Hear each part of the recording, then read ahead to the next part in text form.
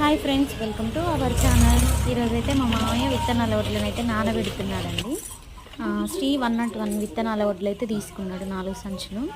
4 సంచులల్లో ఒక ప్యాకెట్ మందు వస్తుందండి. అది విత్తనాలు శుద్ధి చేసే మందు. ఆ మందుని ముందుగా నీళ్ళల్లో కలిపి దాన్ని మంచిగా నీళ్ళల్లో కర్ర పెట్టి తిప్పితే నురుగొచ్చేంత వరకు తిప్పాలండి.